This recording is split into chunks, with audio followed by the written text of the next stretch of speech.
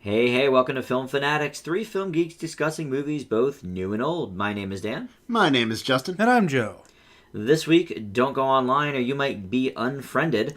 Oscar Isaac creates artificial intelligence in Ex Machina. Plus, we review some star-studded independent movies, Ben Stiller and Naomi Watts in While We're Young, James Franco and Jonah Hill in True Story, and The Rewrite with Hugh Grant and Marissa Tomei. Our triple feature of older films is new classic Captain America, The Winter Soldier, leading up to Avengers, Age of Ultron. My pick for old classic, I'm Gonna Get You Sucka, and a foreign film for our Oscar A to Z, Au Revoir Les Enfants. Now, before we get started, we did have some audio difficulties on last week's show, so if you had some trouble getting through that, just wanted to sort of recap everybody's grades before we move into this week's new releases. First up, we had Paul Blart 2, which was F's all around. Child 44, Joe gave that a B-. I had that at a C. Justin gave it a D+. For Monkey Kingdom, Joe gave it an A-. I was a B+, and Justin with a B. In Your Eyes was our home media moment. That's a Joss Whedon film, and Joe gave that a B+, as well as Justin, and I was a little bit lower with a B-. For the older films, we did 42, which was an A for Joe, and A- for me and Justin. The Edge, which was our listener's choice, a very interesting one. Joe gave that a B, and a bit lower on the scale. I gave it a C-, and Justin with a D+. And a pretty good Oscar film, Anti-Mame. Joe had that at an A, and me and Justin with an A-. So let's move into this week's films, and we started off with Unfriended. Justin's going to tell us about that. 2 years ago, Blair, played by Shelley Hennig, and her friends cyberbullied Laura Barnes, played by Heather Sussman, to the point of taking her life. Now, in the middle of a Skype session, the group is joined by a mysterious individual who may or may not be Barnes, looking to take vengeance on them one by one. Now, personally, I think this is a really bold idea, setting it entirely in cyberspace in terms of a Skype chat room. I think it really would have worked well for a short, but as a feature, I have very divisive feelings. The acting in this film is certainly better than last year's Ouija, which was borderline nightmarish. Ah, good pun. But it gets worse as it goes along, to the point of downright laughable in some of the later scenes when we're trying to be absolutely terrified at the unintentional murder, suicide-esque killings. Though to give it some points, I do like the original idea. I think in the right hands it might have worked. And to be honest, I do think it's one of the most honest interpretations of cyberbullying and just commentaries on social media in general, cinema-wise. It's a valiant start, but it's got a long way to go. I leave Unfriended with a C. Joe, how about for you? This is a one that I actually had a tough time kind of figuring out how I felt about it, because I actually looked at, some of the reviews I usually do, and it seems like it's gotten a pretty positive reception. Yeah. And I think that's actually because of the honesty. I think that Justin hit a good point. Not many movies really do take, oddly enough, a serious approach to how dangerous cyberbullying and how powerful an impact the social media has in our lives. It certainly comes up a lot, but few movies have really tackled it very well, and I think there's definitely a hint of that here, which was surprising. I felt that the teenagers, the actors themselves, were very open and honest in their delivery and their portrayals. I thought that honesty there was surprisingly genuine. It seemed genuine enough to me. And I also thought that it was unique actually trying to do this whole movie from the perspective, POV, also through a Skype chat. We've seen some similar things like that with Open Windows was another example. I do like that. I think it's original. Stylistically, it was kind of cool. But I think the fact that it seems so realistic in that sense had some of the drawbacks, like if it showed some loading or some buffering, you actually sit in real time watching it buffer. And I'm like, well, this isn't really entertaining. But this goes to my other point. There are some issues with it, like some of the acting is kind of cheesy. The premise, of course, is kind of silly. I feel like there's honestly no real way these characters can get out of it. But that kind of leads into some of the sort of awesomely bad elements. And I think the combination of some interesting stylistic ideas and the honesty of the script, as well as just some of the honest silliness of the overacting, kind of led this one to be a pretty good time. I'll leave it with a C+. Okay. One thing that you guys didn't necessarily hit on was that it is not only watching it from the POV of the Skype chat, but it is all in real time. And Joe, you sort of mentioned that with the buffering, but the whole movie takes place in real time, which I always respect. I do think that there were some funny moments. I think the movie was kind of having fun with the characters, having a little bit of fun with the mystery element, I guess, of this character. I thought there were some cool death scenes as we see some of the characters go. I liked it that there was some attention to detail on the websites that they were on, because through the Skype chat, she'll close the window and open up, Google or Facebook or whatever, and sort of do that. There were, the layouts of the pages were very legitimate. But sometimes that attention to detail sort of faltered. Like when she's in a Facebook chat, it says that, she only has one friend chatting, and that was sort of like not realistic. So that was sort of a plus and a minus, I guess. I do think that it would turn into a matter of kind of like everyone for themselves once the murder started. So I found that to be kind of realistic. And I do think that the realism of the cyberbullying is pretty solid here. I actually leave it with a B. Oh, wow. I liked it. It's one of the better horrors we've seen in the last few years for sure. Did you think it was too short, or... No, I thought it was the perfect length, because I don't think we needed to be in the Skype chat for an hour and 50 minutes. I mean, that's for sure. Joe, I actually wanted to bring up one thing that you mentioned, because we discussed this slightly without revealing each other's grades before the show. Mm-hmm. You mentioned in your review that the characters were kind of in an unbeatable situation, which is a big gripe I have with a lot of contemporary horror. How do you feel about that, Dan? That it's unbeatable, or that just in general as a plot device? In the case of this film. In the case of this film, here's how I feel about that specifically in this film. These guys kind of deserved it. Which is kind of where I stood on it, but the problem is a lot of it we don't find out until later. But still, it doesn't make it inaccurate. Doesn't make it inaccurate. It's just one of those, like... I mean, you look at some of the other unbeatable horror movies that we've seen over the last few years. Sinister. Sinister. I mean, they're just a nice family. Yeah. I mean, he might have a bit of an alcohol problem, but other than that, Which is where I was a little bit frustrated with this movie, which usually with these horror films, you're introduced to the villain, but you built up these characters that you still sort of empathize with during it. Some of them are more flawed than others, but you still want to see them at least try and put up a fight. This character, I'm not so sure, because you start out they're whiny teenagers, but still the more you learn about them, the less you like them. That was a big issue I had with it, actually. See, in all films, really, but in horror movies especially, you have to care about the characters. Mm-hmm. If you don't really care about the characters, it's hard to get behind them. Plus, the fact that they are, this supernatural force is pretty much unbeatable. I personally felt the way the film progressed that the perpetrators learned their lesson, and I think that was enough. I mean, I felt like the main character knew what happened and knew what they did was wrong and learned from it. I feel like after everything that happened, that's almost enough punishment. Like they were about to end it, kind of like, all this happened because of you.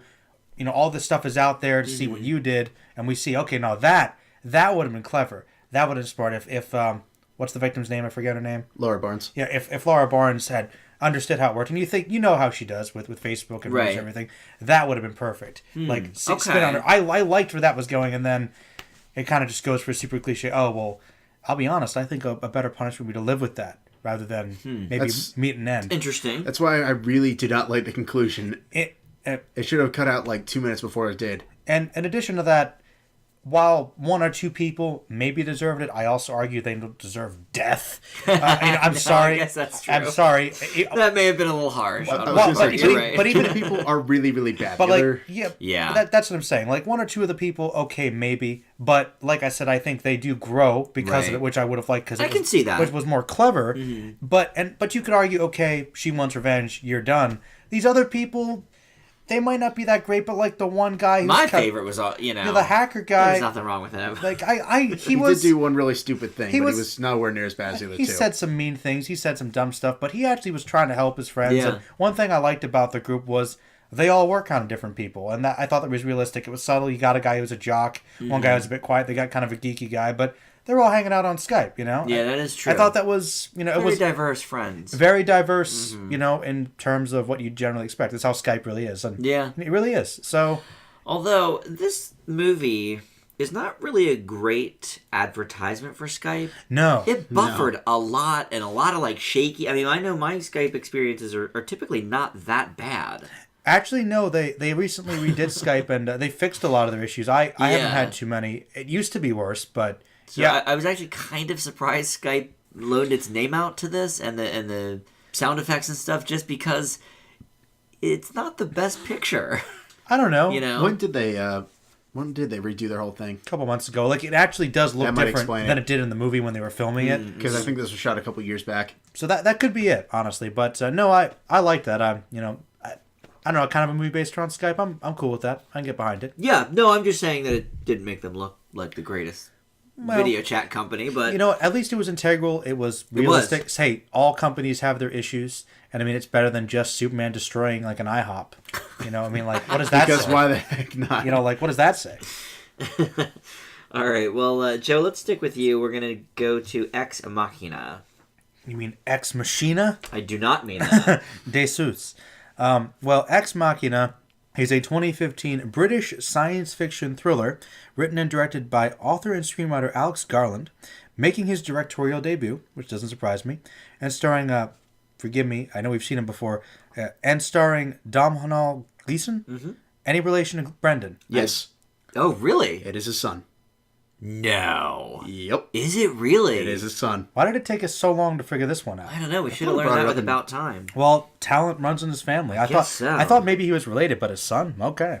Alicia Vikander and Oscar Isaac, who we all love. Caleb Smith, that would be Gleason, is a young, talented programmer working in New York for Blue Book, a very popular search engine company. He is chosen by a company lottery to meet and visit the company's CEO, Nathan Bateman, played by Oscar Isaac, at a secluded house in the mountains in a far-off island.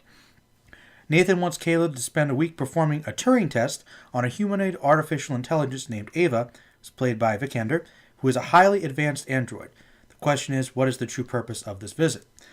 Well, as you guys know, I love a good classic science fiction, and I think one of the most interesting aspects of science fiction is the idea of exploring the artificial intelligence and what consciousness really is, and does this being have a soul? A very difficult philosophical question that science fiction often asks, and this one does as well. I think it has a very intriguing setup. I think it's very well shot.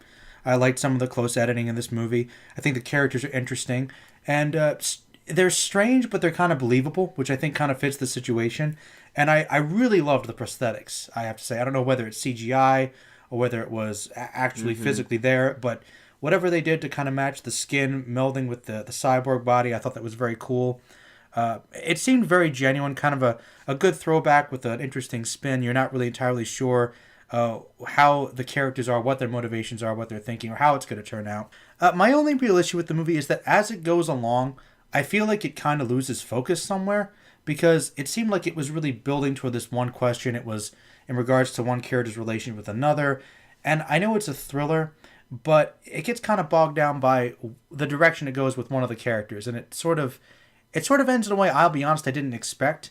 And I felt like, for as hopeful as the film was trying to be, despite everything, it almost leaves you with kind of a conflicted question about what actually really happened. So it's definitely a film that I think is something that I need to reflect and think on.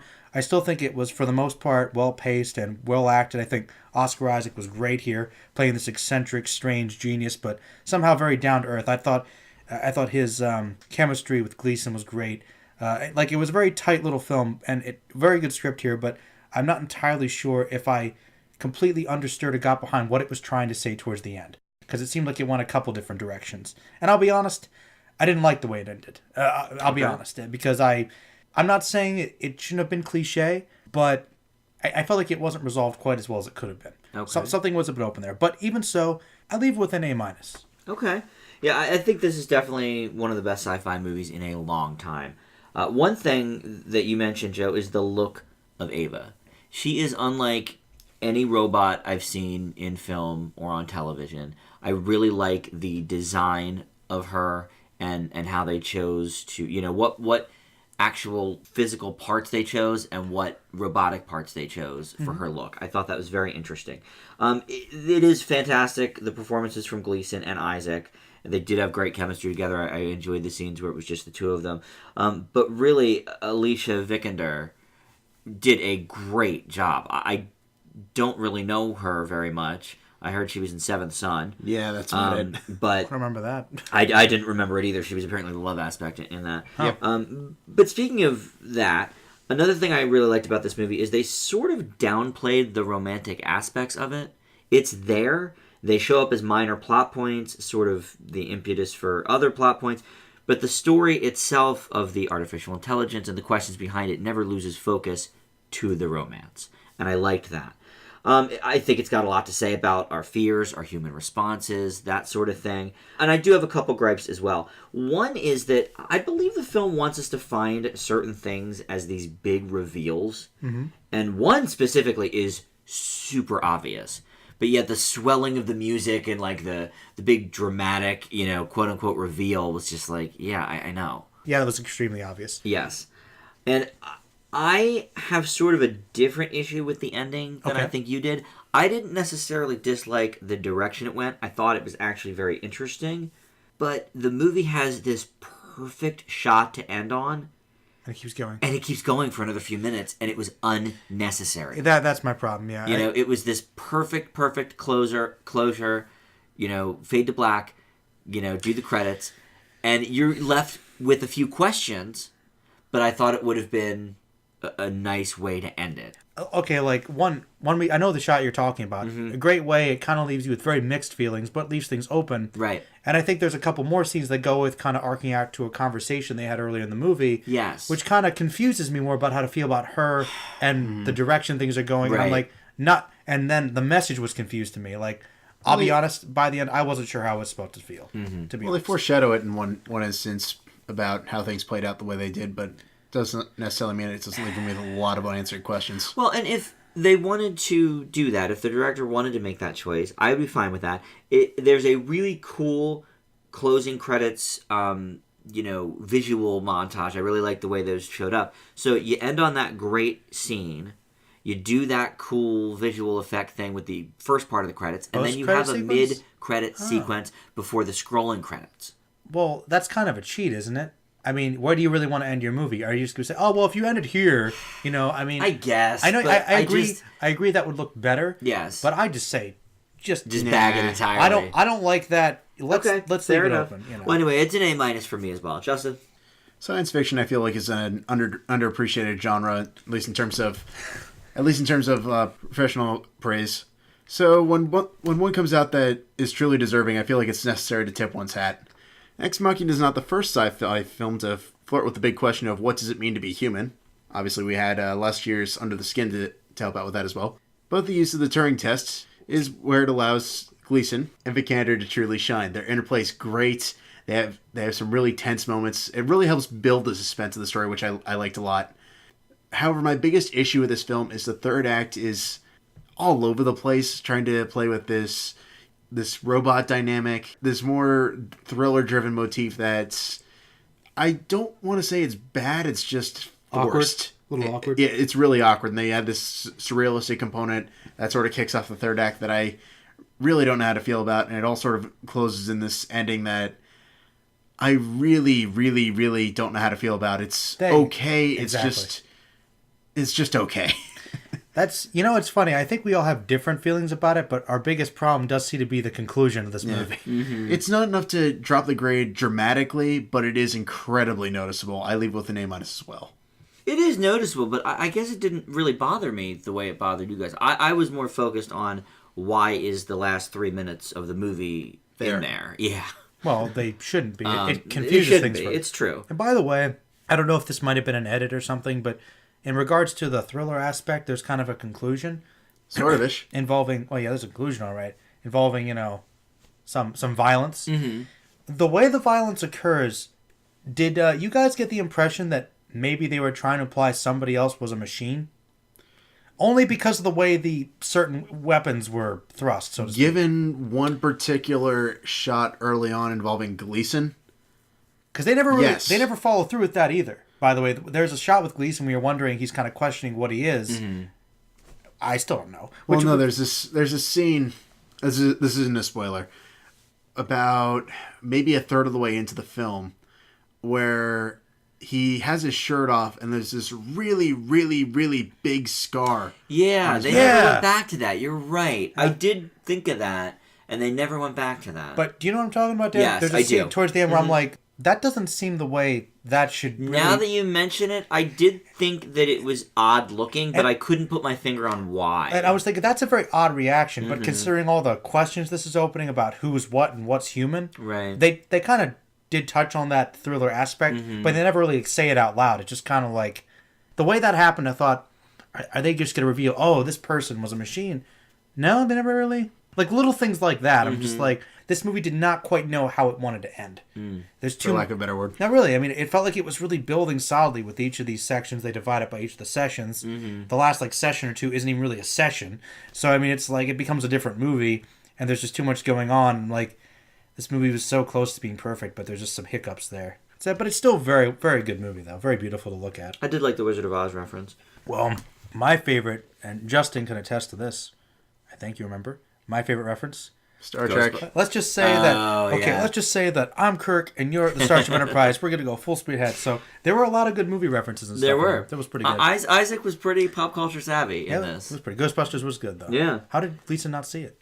I don't know. How did he not even know the catchphrase? Maybe it's because he might have been something else. It's possible. Maybe he didn't. Maybe I don't know. I don't know. That's possible. More questions. More questions. All right, up next is While We're Young. And this movie is written and directed by Noah Baumbach. While We're Young sees a couple in their early 40s or so, Josh and Cornelia, played by Ben Stiller and Naomi Watts, losing their best friends to having a baby, whereas Cornelia has had 2 miscarriages already and isn't ready to try again. Meanwhile, documentarian Josh meets a young couple while teaching a film course, Jamie and Darby, played by Adam Driver and Amanda Seyfried. The 2 couples soon become fast friends, despite their generational differences, and Josh offers to help Jamie with his own doc. Baumbach scored last year with Frances Ha and continues the streak here of honest performances of very believable characters.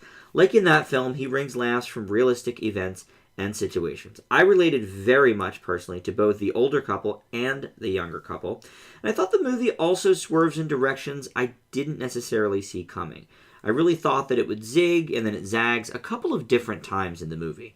And despite, Justin, you're right, Amanda Seyfried is not the best of actresses. You've made several mentions of that probably on this show, but certainly off air. I thought she was actually pretty good in this, which was a bit surprising. I give While We're Young a B+. What do you think, Justin? This is the real question. What do we think? I don't know. Yeah. Well, speaking of off air, I feel like a big component of this movie is what does separate a documentary from a film, which is something I think all 3 of us have fought over off the air relatively infrequently. On the side, I did look it up. In the National Film Registry or whatever I was looking it up, it is considered, they are both movies. However, most movies that we generally watch are considered narrative features. Documentaries are something different, but they are both on film. They're both movies technically. So that's my only point. You're right. Which brings me to my next point. Okay, yeah, go ahead. The difference is slight, but it becomes a crucial factor for truly trying to grasp this film. That goes in a number of different directions, from observing the young and the middle-aged, in terms of that dynamic, as well as where does the truth from a documentary end and just making a movie begin. It's not an easy balance, and if it sounds like it's 2 entirely different movies crammed into one, it kind of is. It's not bad, and I think there's good components of both. It just makes the overall pacing of this film feel incredibly, incredibly awkward. But Baumbach does know how to direct a film. He has more than a couple really cool edits in this movie. I thought everyone, for the most part, seemed on board. I still have very mixed feelings about Adam Driver as an actor, but that's just a personal gripe. Amanda Seyfried, I thought was actually she's getting better. She's getting better after Lovelace too. I mean, yeah, it's not a good movie, but she does do a really good performance. No, it isn't a good movie. You're right. But overall, I thought this was okay. It's not great, but it's worth a watch. I live with a B-. Joe, what'd you think of While We're Young? I never saw Greenberg, so I guess you like this one more? Yeah, I did not care for Greenberg. Interesting. Those similar themes, from what I understand. Kind of, yeah. I think that this movie has some good performances. I liked Stiller in this. I thought Naomi Watts, you guys didn't really mention, but she did a good job as well. I thought the whole dynamic of the youthful couple with the more middle-aged couple, I thought that was interesting. I actually found the whole documentary struggle kind of interesting. I thought it was funny. There were some good lines, quite a few chuckles. I do think it's a little unfocused in some of its areas. Like it does feel a little bit of a mishmash. I think you touched on that a little bit, Justin. But on the whole, I think that it is a well-meaning film, and I think it covers some pretty tread ground with the whole midlife crisis thing. I did feel like I've seen it done much better in other movies, but I thought this one, for the most part, hit the right course, and I as well leave it with a B- like Justin. Well, I'll give you this. I think Naomi Watts gives one of the best performances in the film. Yes. Because Ben Stiller is good, but he is kind of still doing his, especially like towards the end at the banquet, doing his sort of Ben Stiller-y shtick, yeah. And Naomi Watts, we've seen her now 3 times in the last, I don't know, 5-6 months maybe. St. Vincent, Insurgent, and this. And each one is a completely different performance and approach to it. Well, I mean, she is a pretty good actress. She really is. No, it's absolutely. And I think she gives one of the better performances in this. She was the standout one for me. Is Seyfried the young Seyfried the yes. young girl, yeah. I liked her. I did not care for the one guy.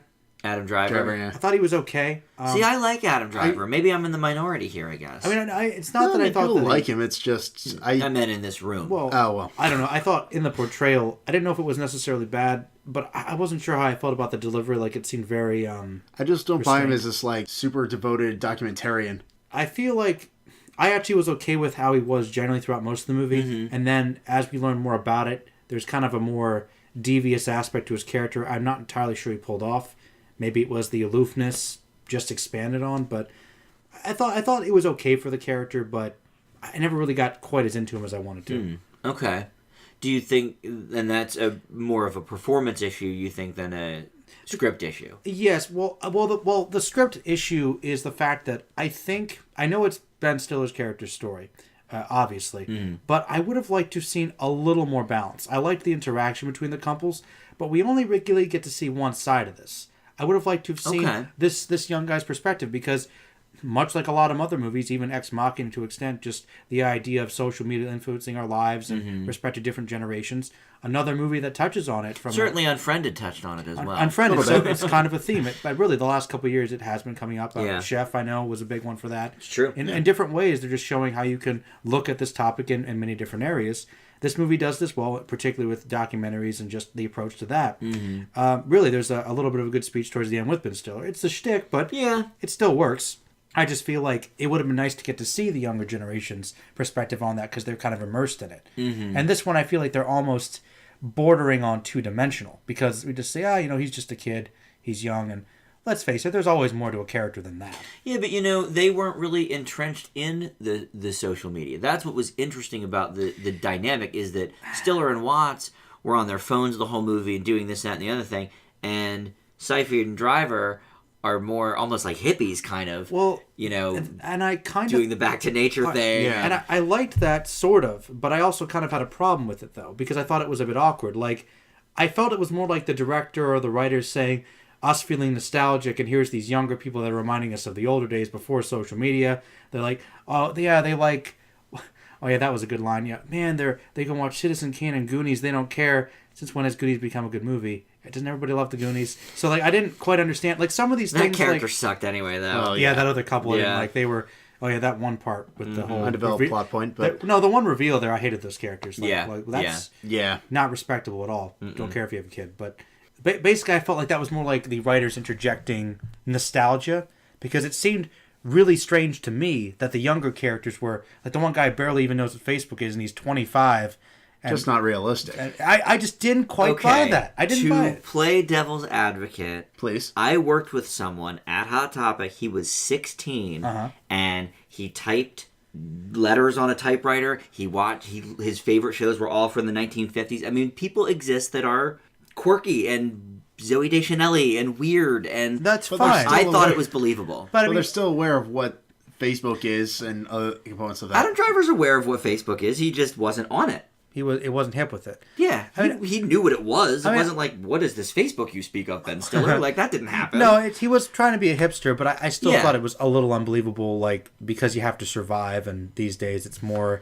I just thought it was... All right. Like, it's not even just that, but just the whole thing that they existed purely to exist as young Ben Stiller. Mm-hmm. I was just like, this seems a little meta to me. Okay. You know, I mean... I thought they were more believable than that, I guess. They were in the middle for me. All right, well, up next is True Story, and Justin, you've got that. Before being disgraced for major inaccuracies, Michael Finkel, played by Jonah Hill, was a well-respected reporter for the New York Times.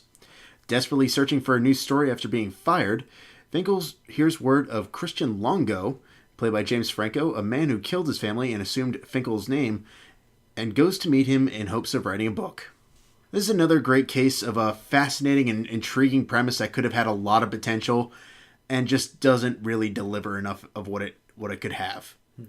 Hill and Franco, two mostly known for their comedic roles, take their role seriously and have really good chemistry with their interplay, but these are largely interspersed with far, far, far too much exposition involving other characters that just go nowhere, such as this subplot that is barely touched on with Felicity Jones playing Finkel's wife.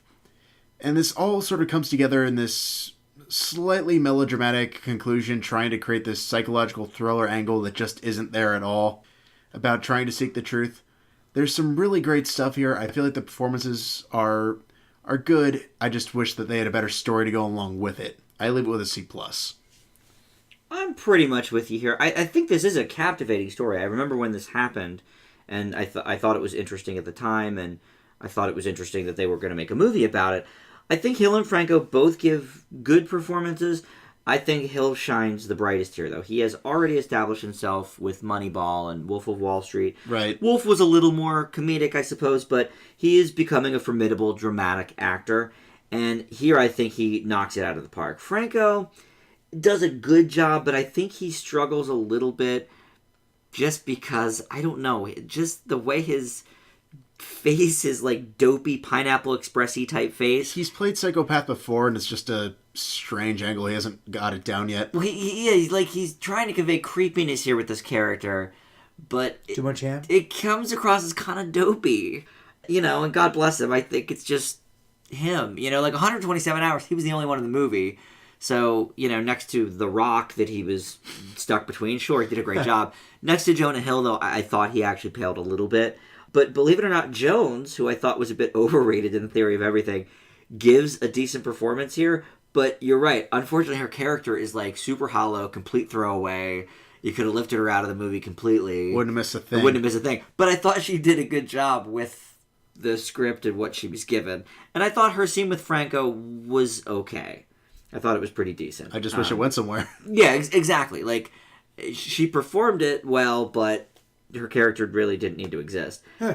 I do think it shows the answer to the quote-unquote mystery far too early. I wish it would have held its hand a little bit longer if it wanted to. I completely agree. Play with that thriller aspect, which it seemed to, and then didn't go there. But I wasn't bored with it at all. I thought it was captivating enough. I'm going to leave it just slightly higher than you with a B-. And Joe, you missed this one, but it's all right. I mean, might be worth a watch on DVD. I mean, but I'll tell you what, if we're still getting there, I might check this one out. I was vaguely interested in it, but didn't seem quite captivating enough to me. Though I was interested to see Hill and Franco play off each other in a less comedic role. Yeah, it's funny. The last time we saw them play off each other was This Is the End. Exactly. Right. Which is obviously... Very different movie. Yeah. That might explain the night and day. dopiness, just remembering those old roles. He can't get past it. Well, you know, and it's a shame because I do think Franco has more range than we've seen him lately, I guess. But even as Oz the Great and Powerful, he sort of was like... He has like a dopey look on his face. Well, it's sort of his motif at this point. Franco's a little hammy. Is that excusable? Yeah, I'm not quite sure. Yeah, I mean, I feel like it works. It's more forgivable in Oz the Great and Powerful kind of because you're a wizard and you're a kooky wizard. You know, here you're You're supposed to be kind this of a like murderer. serious murderer, yeah. Yeah. I don't know. The more serious, actually, the really serious roles I've seen for Franco that I've seen usually are the ones that suck. Like the last couple HMMs we've watched, where he interjects himself into these random pet projects. What was He's that? always Palo terrible. Alto was terrible. And the other one too. Actually, I don't think he did a bad job in Palo Alto. It's just the story was...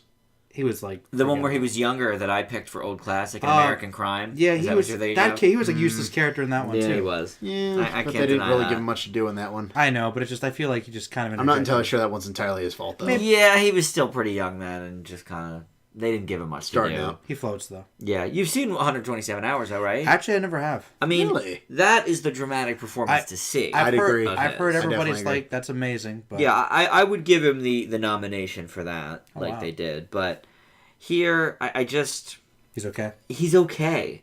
I thought Jonah Hill did a much better job. On that we can easily agree. Yeah. All right. Well, up next we're going to do our home media moment. Speaking of which, and that is The Rewrite. Joe. The Rewrite is a romantic comedy, an interesting choice to give me to review, I would think. Starring, I mean, in all honesty, Dan. You do like Hugh Grant, though. Where does this come from? Mickey Blue Eyes is where it comes Yes, from. I like Mickey Blue Eyes and a couple other movies. I do like Hugh Grant. By the way, actually I'll give the synopsis first. But starring Hugh Grant, obviously, as a washed-up screenwriter who begins teaching at a state university in Binghamton, New York, and Marisa Tomei is a single mom and one of his students, who the screenwriter finds a romance with and a way to actually perhaps improve his teaching because it's the only job he can really get, considering he's only written one movie that everybody remembers him for, but he's having some struggling with his career since then. By that point, we've got some great people in the supporting cast, Allison Janney, J.K. Simmons among them, and that's really one of the things that holds this movie together is you have a great cast of people interacting with each other, having fun with it. The story, the characters, it's pretty standard stuff. But, I mean, there were some things I have to admit from a personal touch I liked. I thought, just from the love of movies, a lot of the references were great. I thought there was some funny little subtle humor because Allison Janney is the head of the English department where he's teaching, and she's a huge, like, Jane Austen aficionado, and he's just pretending like he doesn't care about it, and they have some interesting interplay, and he just makes a joke about how his favorite movies stuff like Clueless, and it's funny because Hugh Grant was like one of the main like romantic leads in Sense and Sensibility, so it's just kind of funny to see him kind of poking fun of himself a little bit there. I didn't think of that. I know. I appreciated that, though. There were a lot of little things here. Some really fun performances. Just that kind of bring me back to my college days, English departments, and just some of the little quirks that the different characters in his class. You know, he hand selects like all the hottest women because he doesn't read any of the screenplays because he's a terrible teacher, but he really does grow from that, and I think Tomei's character helps him with that. I can't deny I liked the character of this movie. I felt this movie was really enjoyable, fun. A lot better than I was expecting it to be. Probably the best Hugh Grant movie I've seen in a long time, even though it is pretty standard for him in terms of territory. I'm going to leave this one with a B. Okay, Justin? Though, I was curious to hear what you'd say, Justin, because I know I've taken some creative writing classes, but screenwriting is more your thing. So I was kind of curious to see your personal feeling on it. Well, call me biased, but I'm usually selective on my Netflix queue, and I came across this one just because, well, I'm a screenwriter, and I've had many a conversation with my grad school advisor, who's also a filmmaker and screenwriter. So a lot of this I could relate to. Am I biased on that? I don't know. I was. Although, I'll be honest. although it addresses many of these stereotypical cliches in bad film and bad screenwriting, I also thought it was guilty of more than a handful of them. But what I did like about this movie is it keeps progressing and it allows its characters to grow, and you honestly do like them by the end of the movie. I thought Grant's character had a pretty solid arc. I thought Tomei usually does a charming performance as to be expected with Tomei. And there are some good laughs and a couple really great movie references to be inserted as well. Yeah. I can't call it original. It's definitely not. No. But it's honest, and for the most part I thought it was fun. It's just pretty standard, as you mentioned, Joe. I'd leave with the B-. Yeah, the characters in the film itself are well-worn, but Grant really proves here why he was such an incredible box office draw for romance movies in the 90s. He has not lost a step of that stammering Hugh Grant style. Tomei is Tomei is a worthy challenger for him as well. I thought the script had a few laugh out loud moments, but mostly it is more like pleasant. Yeah, you know, pleasant. And there's some really fun performances from the supporting players. You know, Janney, of course, J.K. Simmons, Bella Heathcote as his his neighbor. That's the hot blonde her. student that he kind of dates. Yeah, well, dates is kind of a liberal term. Yeah. I know what you mean. But I thought she, gave a good performance. And I do think his character has a nice arc here. Which, again, is very standard for Hugh Grant in these romantic movies. But I did enjoy it. I give it a B as well.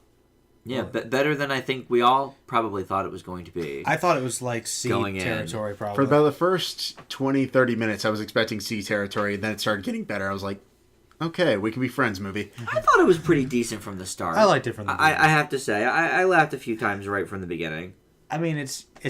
I mean, I don't know. It's kind of strange, but it is kind of pleasant to see him kind of doing what he always does, with just kind of staring, accidental, awkward humor. Well, if it ain't broke, Well, because he's been trying to branch out. He was in Cloud Atlas, and the last few things he did were a little bit different, which is fine. To be fair, in Cloud Atlas, I thought he was unrecognizable. Oh, I thought he was great in Cloud Atlas. So good for him. Yeah. No, I agree. I just feel like he's got his place. It's been a while since he's done one of these. It has like been Music and Lyrics was maybe 03? 9 years ago. No, not that long ago. 9 years ago, maybe. It's been like 5 or 6 But years. still, and there's probably been one or two after that. But so that's going to do it for the new releases. Before we get into our older films, there's a couple controversy issues that have been cropping up recently. News to me. One is Adam Sandler and this Netflix project he's doing. I don't know if you know this, Joe. He signed a contract to do like 3 or 4 exclusive Netflix movies. Like everybody else these days. The first one is this movie called Ridiculous 6. And apparently there was a lot of American Indian racism and people that are actually of Indian descent that were on the set and part of this movie stormed off and were very, very angry. And, you don't think of Sandler as really pushing the envelope in that way. You think of him as Hollywood's nice guy. Who just happens to do a couple of tasteless comedies here and there.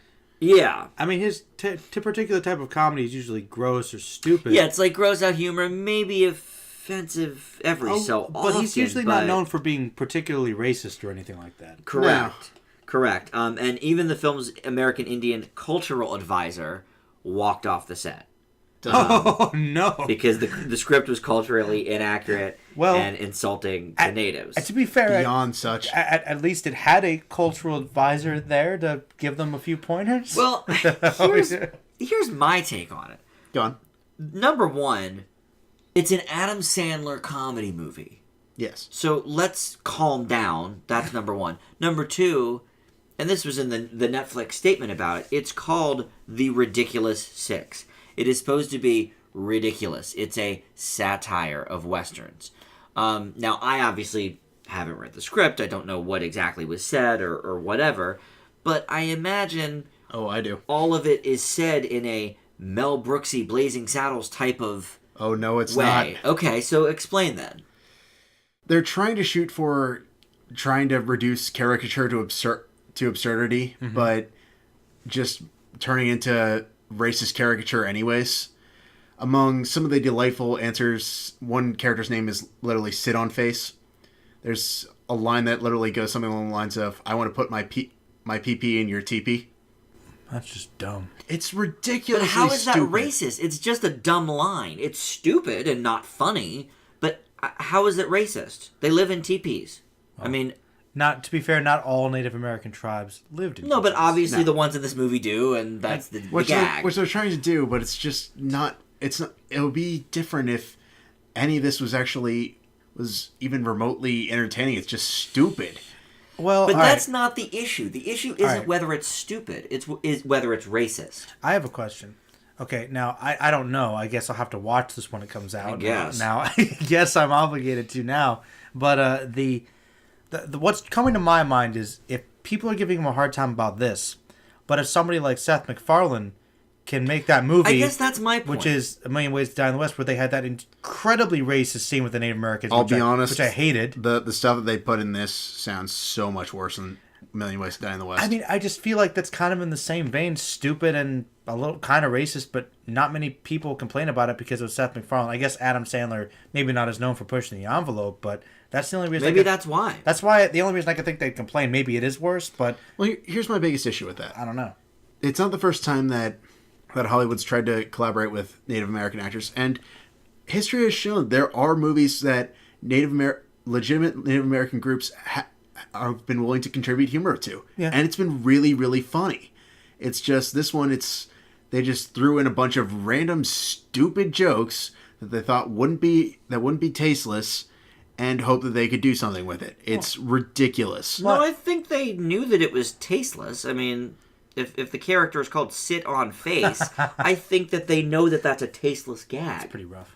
It's not funny, It's not but funny. I don't think it's that racist. It's a satirical movie. It's bad satire, but I mean, It is. I mean, there must be something worse because. And I feel like that's the biggest issue here is if you are taking offense, yes, it is really, really I mean, bad in satire. all honesty, if the audience members that were Native American in descent left because they felt they were offended, there must be something in there that is offensive we don't know about. But if the one example you gave me, I don't think that's a little Hang on, racist. I'm trying to pull It's it just up. Really, really stupid. Mm-hmm. So they might have gotten offended because it was so bad and they wasted their time and money helping, I guess. But I don't know if it's gonna break the bank on representing Native American society. So is it gonna be like on Netflix now because of this controversy? I mean, I would All assume right, so, probably. try to boost the sales. Maybe this is all. fair. Although references to characters called No Bra and Beaver Breath came into play, details were publicly scarce. There is a character named, as I mentioned, Sit on Face. Stupid. There are also characters named Fleming Wolf, One Eyebrow, Five Hairy Moles, and one character, which asks another character if, as I mentioned, go someplace and I put my pee-pee in your teepee. It's stupid, but It's stupid, but I don't think it's racist. it's really stupid. I think it's reducing them to caricatures, and they're trying to make It's it a look ridiculous. satirical film. Yes, but a satirical film that's not effective at being satirical is a caricature, Dan. To be fair, bad satire usually does come off as more offensive because it's not clever. So, I mean, I can see that, but so far all I hear are just really stupid names. Yeah, it's just bad jokes. I mean, I'm sorry. Dance Flick was trying to be a parody. It was still incredibly racist. Take your word for that. I didn't see that. I'm sorry, I was just trying to pull up Can't another, believe you did. most of it. Okay, so because Mel Brooks is funny, he gets away with it, and because Adam Sandler is very lowbrow and unfunny, he doesn't. I don't think that's fair. Based upon the evidence here, I don't think it's fair to compare this movie to anything until we actually see it, because all I hear are stupid names. I agree. Really, really stupid jokes. I mean, that much is a clear indication of probably weak writing here. That's for sure. But Ergo, every Adam Sandler movie circa 2003 and up. most of them, yeah. But the point is, until we actually see this full thing, I don't really see a whole lot of racism here. I'll take their word. There must be something offensive. Yeah, I mean, But- obviously they're offended. Or maybe, like you said, maybe they realize, oh my god, this movie is going to be horrible. I don't want any part of it. Let's not be associated with And it. to an easier way to get out of their contract that they didn't realize they'd be in such a horrible, horrible movie. Which is also possible. Which is possible. I don't know. I don't know. Like, it's, if you're writing something this bad and you're trying to bolster something Native American and try to be a smart satire and you're failing, that is pretty bad. Mm-hmm. But I don't think necessarily streets to racist. I think we can't fully judge this thing. I don't know. It's a surprise to me. All right, well, the other big controversy, very quickly, is that Jeremy Renner and Chris Evans were in an interview promoting Age of Ultron, and they called Scarlett Johansson's character a slut. Joe, do you want to take this one? Yeah, Joe, you heard this, right? Oh, yeah, I heard I mean, You're the better one to play devil's advocate on this one. Well, I actually did research this a little bit. I know about this one. They apologized, and that was slightly taken out of context. Mm-hmm. It wasn't meant to be mean. They obviously all get along. This wasn't saying Right. Scarlett Johansson's a terrible person or anything, or the characters are bad. I don't think anybody believes that as far as I know. To be fair, in the comics, one of the key character aspects of the Black Widow is she sleeps with everybody. Mm-hmm. She sleeps around, a.k.a. some people, more than one person I've heard has called her a certain thing. Now, we're not going to go into the whole sexism thing or whatever, Right. but I mean, to be fair, if they know something about the character, if they're trying to make her more like she's in the comics, she sleeps Listen, around a little bit, you don't have to defend it to me. I think that controversy is ridiculous as well. I mean, like, I know, like, That one, I think, more so than ridiculous I mean, six. like okay to say she's a slut. Maybe that is oversimplifying it. Obviously, she's not a trashy character, but she's sexual and she slept with almost every major superhero. Which is why I thought it was a little bit ridiculous that Whedon had the gall to call Jurassic World sexist when he has got basically a character who spent 5 movies being one-dimensional. I wouldn't say she's been one-dimensional, but they have underutilized her. I agree. But the point is that they need to give Black Widow more to do. They need to give her a movie like everybody wants. I don't know if it'll happen, but the point is, I don't think the Black Widow character is a slut necessarily, but she is promiscuous in the comics. In the movies, we don't know yet. We don't know yet. So I don't think that's a big deal. I don't think it's a big deal. Well, I also don't think we've seen her sleeping around a lot. It's like hinted subtly. You know? She might have had a thing with Hawkeye, but that's a vague possibility. Mm-hmm. We don't know much about her. She's a mysterious character. Right. So that's why I thought it was kind of silly. It is silly. Everyone was up in arms about it. Like, well, I'm sorry, guys. She's kind of like that in the comics. So if you want to talk about being true to the comics, whatever. But I won't touch that one. Well, let's stick on that theme and go to our triple feature of older films because our new classic is Captain America: The Winter Soldier. Justin? Despite saving the world from an alien invasion, Steve Rogers, played by Chris Evans, is still finding it difficult adjusting to the modern day. However, when a series of mysterious attacks compromises S.H.I.E.L.D. headquarters, Steve has to go on the run to figure out who's exactly behind it and who he can actually trust. Both Captain America films, I would argue, were products of the time that they were focusing on.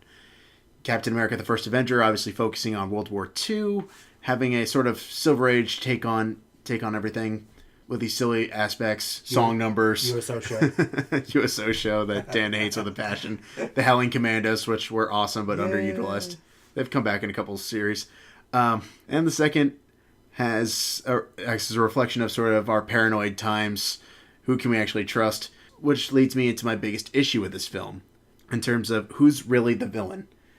It keeps bouncing around. We've talked at much length, both on record and off show, regarding the film's potentially misleading title. I thought it was funny. Don't mean to interrupt. No, please. On that note, though, I was reading an article about some of the issues with the Marvel movies and how they have very few really legitimately good villains, and how one of their best villains was the Winter Soldier, even though he was kind of a blank slate, barely even a villain character at all. He doesn't show up until half an hour into the movie. I'm sorry, my argument still stands, Tim. If you ever listen again, I'm sorry.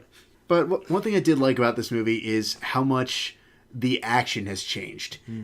In the first Avenger, it's very much punch, kick, all these things. In this one, it's a lot more vicious. It's a lot more focused. I like the fact that it's reflective of those time periods. It's reflective of the style of the comics as well. Agreed. I thought Anthony Mackie was a really welcome addition as the Falcon. I was not expecting it to be good at all. The Falcon. And the Winter Soldier as a whole is a surprisingly good character. It's just I wish he had more to do in his own movie. And if the title was relatively accurate. Oh, thank you, Justin. Thank you. But I do think it sets things up for much more interesting things to come. I'm hoping it can still stay solid. Captain America still remains basically my consistent favorite of the individual one-shots for these films. Favorite character, though? For the MCU, anyways. Favorite character, not sure. I go back and forth. Mm-hmm. But I still stand on my B+. I think there's a ton of good characters here. It easily ranks for me as one of the best films in the Marvel Cinematic Universe. I like that Nick Fury has such a big role here and has one of the greatest scenes early on in the film when he's sort of stuck in his car. I think that's it's a fun scene, good lines in there. But like you said, Justin, there's great action throughout this movie. I think it really amps up what we've seen in some of the other movies. And it is funny and humorous like the best films in the MCU. I thought Thor: The Dark World was not very funny. It was one of the things that made it a weaker movie in the franchise. Well, it got funnier when Loki showed up, but... It did, but again, there's a couple of lines. This is pretty funny throughout, like the Avengers is. Yeah. And just the story is great here. I loved Black Widow's involvement. I loved meeting the Falcon. Big Anthony Mackie fan. And even right from the beginning, there's humor between the two of their characters. The Falcon and Captain America. I find it interesting you point out how much humor there is in this movie, but ironically, this is probably one of the darkest Marvel movies, too. Yes, but they still inject a lot of humor in it. Yeah. And I think the best Marvel movies do find that balance, because the Avengers is also fairly dark. Gets there, yeah. And yet we do see a lot of humor in it. And I think about, of the Iron Man franchise, The first one had a lot of really good humor. The second and the third one was like, it's kind of funny. But There's funny bits, but you wouldn't call it a funny movie. Exactly. My favorite part of Iron Man 2 is when Jon Favreau tries to murder Whiplash with his car. Yeah, it's not bad. Hit him again. Hit him again. I'd still go with drunken Iron Man fight, but Pretty good one. Not bad. But anyway, I give the Winter Soldier an A-. I do agree. Why does Iron Man get a 1, 2, and a 3, but we have to call Captain America 2? We don't have to call it the Winter Soldier. No. It's misleading. Didn't make any sense to me. See, it's because the big hook is the Winter Soldier's coming in. He was in the comics, you see. So, but not look. Comic book fans are going to see the movie regardless of what it's called. that's true. Call it, Captain America, turd on a plate. They're going to see it. Okay, It needs to be Captain America 4. That needs Yes. to, So, literally, that's all. it'll literally just be feces on the Captain America shield for 2 hours. It'll still make tons of money. That's right. And then they'll make Guardians of the Galaxy So 6. it doesn't. because why not? Because it's Marvel, Just because comic book fans know who the Winter Soldier is doesn't mean it's a great title for the That really movie. makes you mad, doesn't it? The fact that we know stuff. Does that make you mad? You seem so mad about the Gwen Stacy thing. Like, I didn't know. Well, I mean, Like, that's okay. Hold on. No, what You get so mad about Okay, this. Like, I'm all sorry. right, that's fair. No, what makes me mad is that you think I'm an idiot for not knowing I never said it. that. I never said No, that. but that's what Gwen Stacy does. She dies. That makes me feel stupid, okay? You don't see me going around saying, oh, well, that's what Archie does. He hates people. He picks Veronica. I mean, I would never assume that you've read an Archie comic. I've never read a Spider-Man comic. How would I know that? Okay. That's a fair statement. That is a fairly fair statement, but on that point, I normally would not use that condescending tone with you. But Gwen Stacy dying is literally one of the biggest things in all of comic book history. Apparently. I know you don't know I that. didn't know that. But I think sure. Justin, you can attest, even people outside of comics kind of know this sometimes. Yeah. Maybe it's not like Superman died once. You knew that, right? I definitely knew that. Okay, you knew Superman died. Yep. Okay, so, and I guess you know now Batman broke his back. Yes. Okay, but so they're big things. I didn't know that before, though. See, that's the thing. Yeah. But it's a pretty big thing. Okay. But you're right. Maybe you don't know. So I don't know who the Winter Soldier is. I No, don't know that but- the Falcon's but- supposed to stink. Yeah, I know, that's good. That's good. And that's the thing that, unfortunately you can't appreciate some surprises that way. Yes. But I still enjoyed the character. to be a comparison, I guess I should get into my review, but in comparison to that, though, one reason why I have an issue with that is the Winter Soldier, while it's a fairly big and fairly recent story in the Captain America storyline, it's no Gwen Stacy dies. Well, no, but it was never trying to be either. It never was, but I mean, the fact that you didn't know who the Winter Soldier was is nowhere near as big a crime. Okay. It's all I'm Fair saying. enough. It's like, for Captain America fans, it's a big deal, but... To be honest, I didn't know about it until I Googled it, just because I was curious. Well, I was curious originally because I originally was in the mindset of you, Dan, of was this a nickname Cap had that I didn't know about? Wow. That is what I thought. Well, I'm the nerd here. I know who the Winter Soldier was. But anyway, I think the movie definitely... Great movie. It's a great movie, obviously. Finds that great balance. It's definitely one of the stronger Marvel Cinematic Universe movies. I agree with a lot of things you guys said. Actually, one of my biggest surprises was the Falcon, because the Falcon does suck. He's a joke, and they made him a good character, which is another great evidence of what these producers can do. I like the fact that Black Widow and Nick Fury are more involved.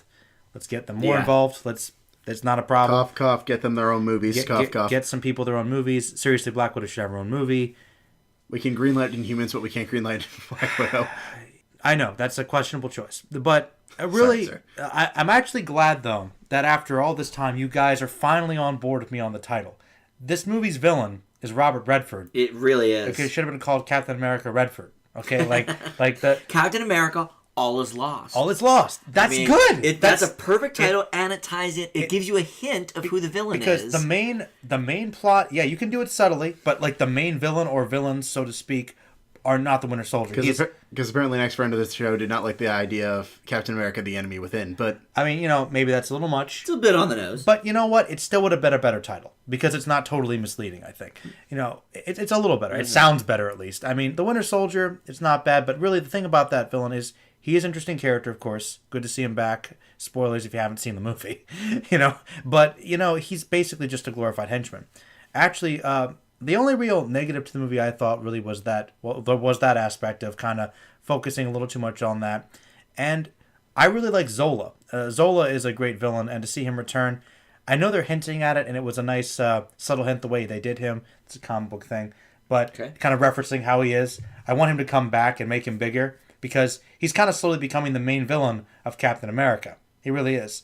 And we'll get Zemo, who's Daniel Bruhl, who I know you like. Oh, I do like him. Now, I don't know how they're going to do Zemo because I love Zemo. He's one of the great Captain America villains and leading into the third one, possibly. But he's also very flamboyant, so it'd be interesting to see how they pull him off. Oh, interesting. Like literally all tight purple and frills. So Okay. we'll see how that works. Some of But these he's are not not- going to make it to screen. But he's not actually a gay character. Or is he? That's kind of ambiguous. Interesting. I mean, okay. he's not like, really stereotypical or anything, but like he dresses in a very silly fashion, I would Okay. say. But I do like him. He's still a very evil villain. He fights with a sword. And I'm liking the return to I kind of want Captain America to find this balance where I thought it was really cool they were able to utilize this film and do it in this spy way and see how each of the different heroes have their own types of styles and different types of missions they go on. Captain America is a little more ground level, fights terrorists and whatnot, but still fighting Hydra, still fighting Nazis, still kind of carrying on the general idea. I want them to find that balance again because they're obviously heading to that.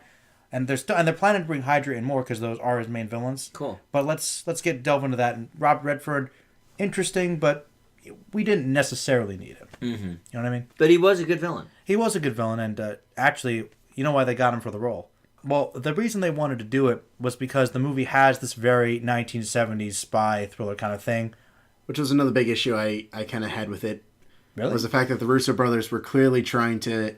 They claimed originally that they were trying to do this sort of like political thriller, and I'm not entirely sure how much I agree with them on that mindset. And it's about the whole invasion of privacy thing. Makes and, sense. Selective, political assassination sort of thing. I mean, it's not like the most highbrow thing ever, but closer. No, to but they kept like advertising it like it was going to be this big, really big, highbrow thing. It's just- which bugged me. It's fairly highbrow for these movies, I'd say. I mean, it's not bad. Well, it's not Iron Man, but Yeah. something. Well, no.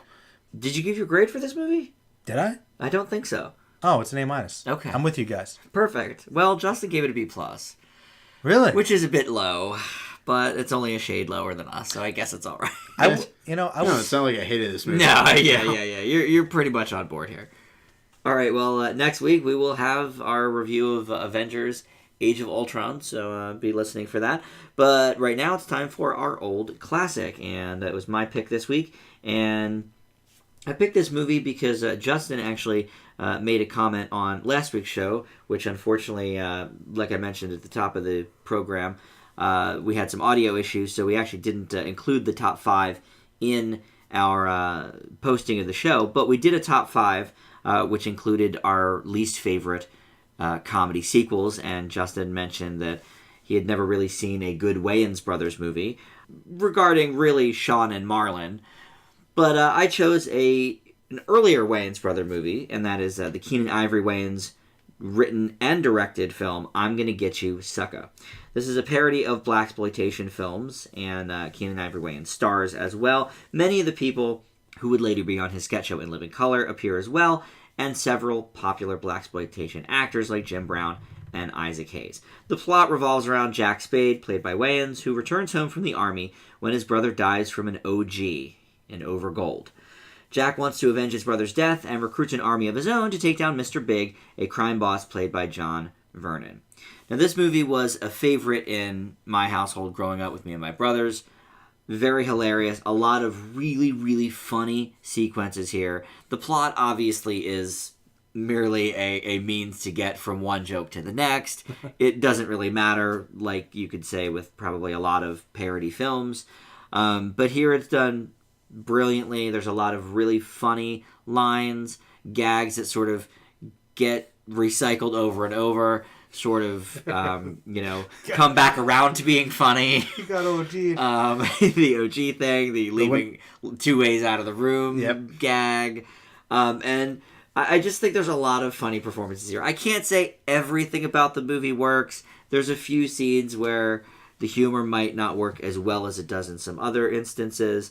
But there's a lot to like here, and it's an A- for me. Joe? Well, it's interesting to do a kind of a parody of blaxploitation when blaxploitation is bordering on parody itself most of the time. It's true. But I definitely appreciated that. It's really making me want Jackie Brown now, a more serious, more modern blaxploitation type film. But there was a lot of great humor here. I can't say that I'm super familiar with the Wayans' work. I feel like I've seen most of the bad stuff. Probably. If anything. And I feel like that's sort of the camp Justin was in, which is why I ran those. Help me out, though. Name some off for me I might have seen. I mean, movie-wise, White Chicks. Oh, God, I hate that Little one. Man. The only one I like is, like, Major Payne. Have you seen... Major Payne is one. Have you seen one of their other parody movies, Don't Be a Menace in South Central while I'm drinking your juice in the hood? No, but I've heard of it. That's also very funny. Obviously parodying the whole, gangsta movies of the early 90s. Bad Boys and stuff. And the first Scary Movie I think you like. That's them? That's them. Yeah, I like the early Scary Movies, yeah. Mm-hmm. I kind of like them, but I'm not as familiar with the early stuff. I thought this one was actually pretty smart. I thought most of the humor was really good. I really enjoyed it, but I thought that there was some really good commentary on, the whole urban society. But I actually think that for as basic as the plot is, it does follow the general revenge crime story. Mm-hmm. And I actually thought that it actually kind of worked. I wanted to see what happened with the characters. I wanted to see... Well, that's good. I liked them. I liked the protagonist. I think it kind of sort of kind of wavers a little bit towards the end. Like, I thought it was pretty steady until the final climax where I kind of wish it would have gone a little more ridiculous. Okay. Like, it's like I liked some of the parts there, but not all of it fell together exactly the way I wanted it to. But on the whole, though, I actually really did enjoy this one. I'll leave with an A- as well. Good. Justin? Well, I mean, you hit the nail on the head with me, Dan. I'm far from a Wayans Brothers fan, but I'm Gonna Get You Sucka, honestly, is what I wish the main actors would be in contemporary cinema. Poignant and really, really funny. That's what I wish a lot of parody movies nowadays would be, particularly in the case of The Ridiculous Six. You can talk about these ridiculous notions that have been crammed down our throats, particularly in blaxploitation, but you can amp them up so you show audiences how ridiculous they are and make them really, really funny, which I loved about this movie.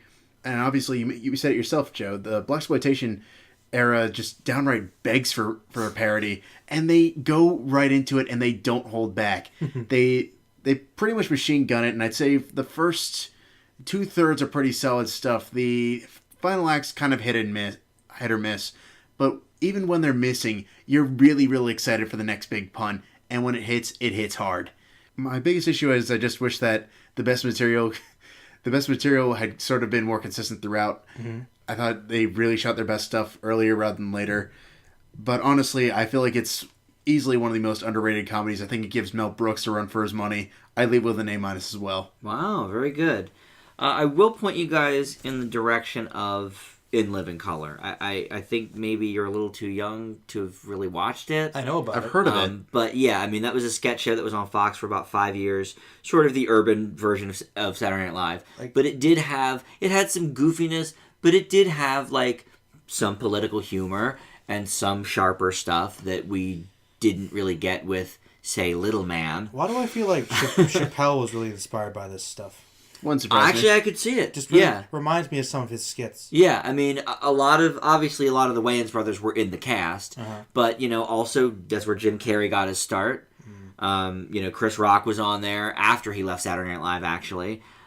So it was, I could easily see Dave Chappelle and really a lot of the more urban comics today taking a cue from In Living Color, because it was very popular. This was made about 2 years before that. I'm not exactly sure if this was really the first thing that they had done or what, but I'm not familiar with anything before this. But good. I'm glad you guys liked it. All right. Well, our final movie is the Oscar A to Z, and we have a foreign film for that this week. That is Au Revoir Les Enfants, and that is a 1987 film nominated for Best Foreign Film. There you go, and also Best Original Screenplay. Joe. Yeah, I lead an Oscar for once. Wow. Another case of circumstance. Foreign Oscar movie. I thought it was Justin. Yeah, I believe it also won like the Venice Film Festival Best Award for 87 or something too. So this was an award winner. Au Revoir Les Enfants, meaning Goodbye Children in French, is an autobiographical 87 film written and produced and directed by Louis Malle.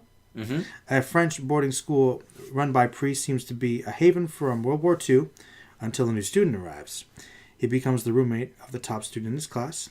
Now, they're rivals at first, but the roommates form this bond and eventually share a secret, and all along the backdrop of basically German-occupied France.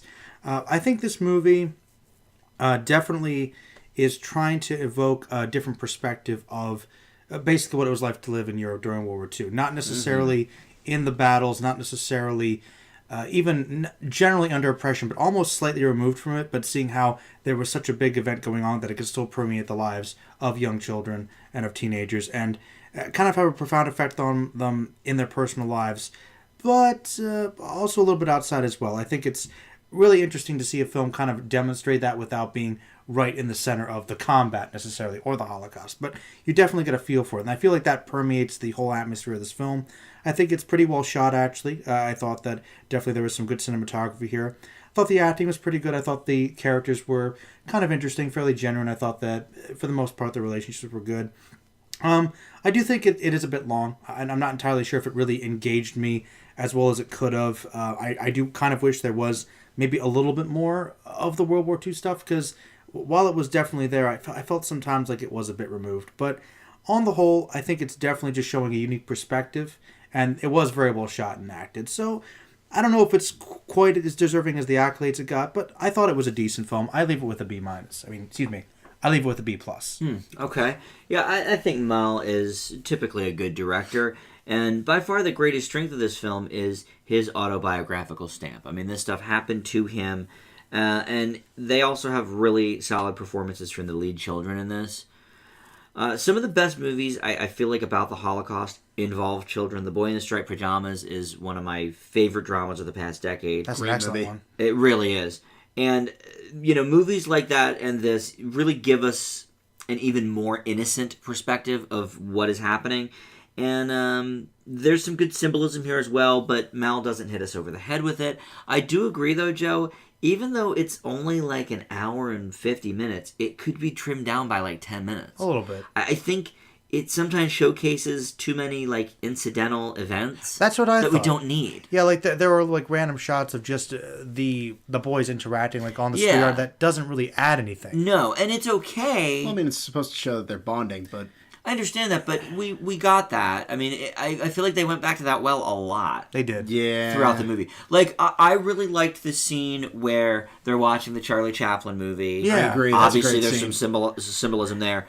But, we get the camaraderie in scenes like that. It's funny you bring that up, because actually I remember telling Justin this is probably my favorite scene in the movie. Oh, is that right? I just loved that was one of mine as well. I just loved the reactions that the audience had together in that moment. Yeah. I thought that was very, very out of place with what's going on. Like, we Right. could even be completely distracted by what's going on here. But yet it's this beautiful scene. Exactly. It's just beautiful in its simplicity, which I think is evocative of what the film was ultimately about. Right. And I think that we got that spirit in that and like a couple of other scenes. I don't think we needed that many of them. But I'm with you. I give it a B plus as well. Justin? Perhaps the best and worst component of World War II, from everything I've learned, has always been this. Every nation found out who their friends were.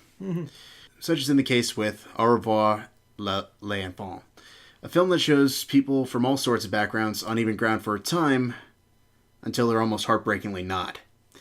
And I thought that added a really interesting dynamic, even though it's not always the most compelling. You see these people come from very different worlds and start to find these bonding experiences, find these connections, and almost get to the point of making you care, and then watching that disappear all of a sudden in this abrupt and really heartbreaking way. And I really feel like it's honestly the finale that puts us over the edge into greatness. It hits hard. It's devastating. Even if we've only known these people for such a little bit of time. I do agree that there are some scenes that I feel like could have been focused a little bit more, or even possibly trimmed down. I don't think any shots really lost. It's just I feel like they needed to build it up more. Help us focus on these characters and really hit home, really make their performances pop. But overall, I think it's a very fascinating character study in terms of trying to be shielded from this war torn nation, and yet ending up being thrust in it anyways. I live with a B+. B pluses all around. Agreed. Yeah, I mean, Joe, you didn't see this, but this is one that Justin and I reviewed on the show maybe back in the first year, and that's The Book Thief, which is another World War II movie that takes the children's perspective. I did not care for that one as much just because of the way it was handled. Justin liked it a little more than I did. The storybook narration. Yeah, it just, I feel like this and the Striped Pajamas are just a little more... They're harder hitting. Yeah, they're harder hitting, I feel like, and that's kind of what you need, because it obviously was, well, the one of the worst things that's ever happened. You don't dumb down the Holocaust. Right. Yeah, even like parodies of it don't dumb it down. Right. You can't really do the Holocaust. And this movie doesn't. Exactly. And I think because he lived it, it really gives him that very personal stamp. Mm-hmm. It certainly does feel very real. But yet it never feels like it's romanticized. It feels completely authentic. I would say for the most part, yeah. For the most part, but there are hints of romanticism. There are like a scene or two, but I mean, nothing you would like overtly argue like, oh, this has become horribly biased because it's coming strictly from his own personal testimony. I'll be honest, if it was biased, I don't think anybody would care. People generally hate Nazis. It's usually kind of a rule. Well, and if this was his experience, then this was his experience. I mean, granted, you maybe some things have been embellished, but I don't think for the most part it was. I think just based upon other people's testimonies, this is... Seems fairly legitimate. Very believable. Yeah, if nothing else. All right, well, that is going to do it for the show this week. And we do have our Listener's Choice slot available this month, so let us know what old classic you'd like us to review for the show for our old classic slot. And you can comment that on the YouTube channel, or you can join us on the Facebook group, which is Film Fanatics with an exclamation point, and also the Twitter feed at Film Fanatics Pod. That is going to do it for this week, and we'll see you back here next time. Thanks for listening. Hail Hydra!